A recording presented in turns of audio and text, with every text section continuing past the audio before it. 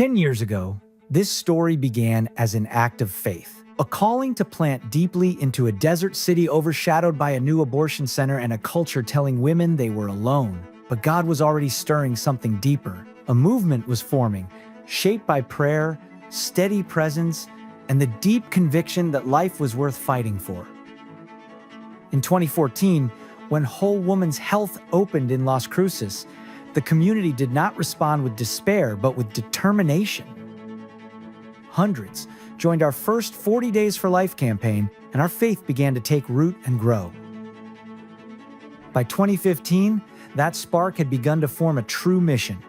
We incorporated, gained nonprofit status, adopted sidewalk outreach from St. Louis, Missouri, and started envisioning what once felt out of reach, a maternity home and a Guiding Star Birth and Wellness Center.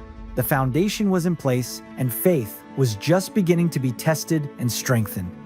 2016 demanded a kind of courage that reshapes a life. Mark Cavalier stepped away from the security of his job, raised his own support, and committed himself fully to this mission, trusting that God would provide the way forward.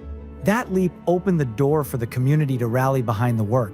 And at our first gala, supporters gave $83,385, enough to launch full-time outreach and carry out Las Cruces' first unbroken 40 Days for Life vigil.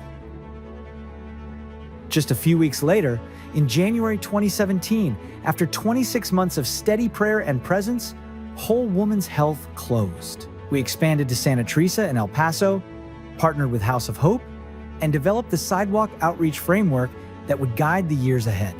By 2018, the work was gaining momentum. We added staff, launched the Her Care Connection internship, and opened an office behind the Hilltop Abortion Center. After 41 years, reproductive services closed, although Planned Parenthood was quick to move into the building.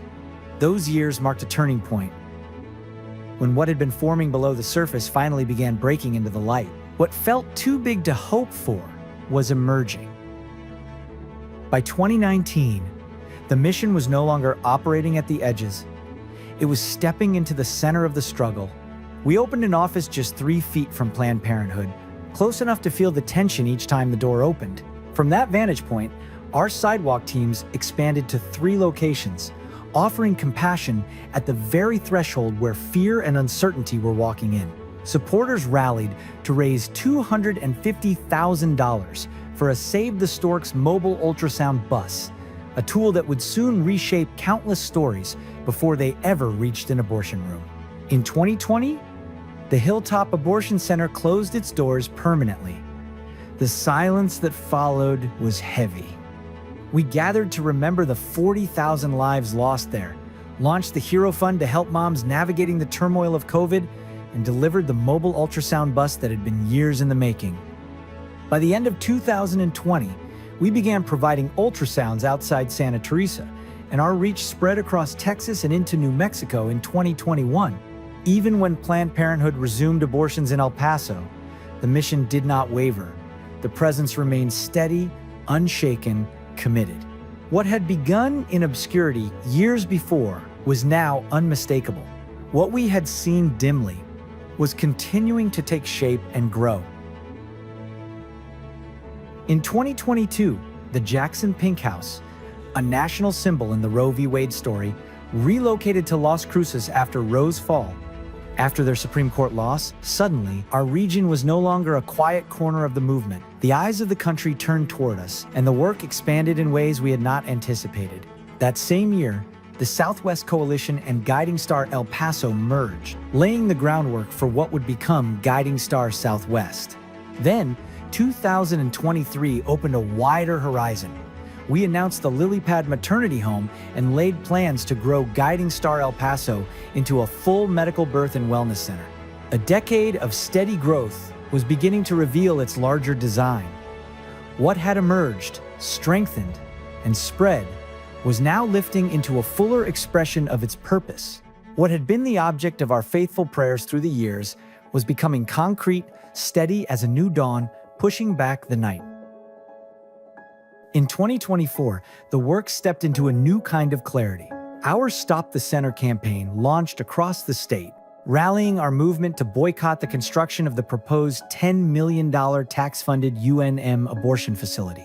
At the same time, renovations at our birth center in El Paso continued, shaping a place designed for life to enter the world with dignity and care as the true opposite of an abortion center.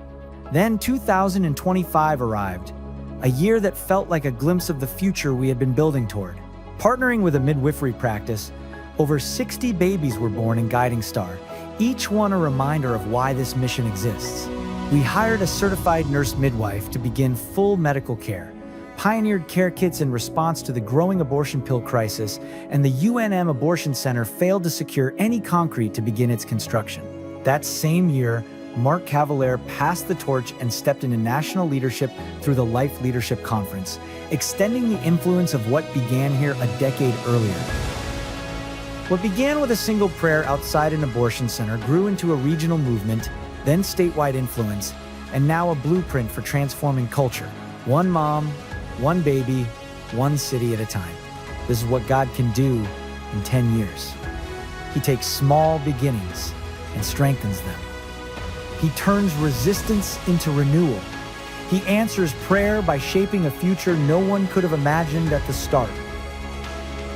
And the story is not slowing. It is widening, deepening, continuing to rise, because faith does not run out. Love does not step back. Hope is just getting started. The first decade changed the landscape. The next will change generations. We have seen what God can build in a decade. Imagine the next one. And we are not finished. Not even close.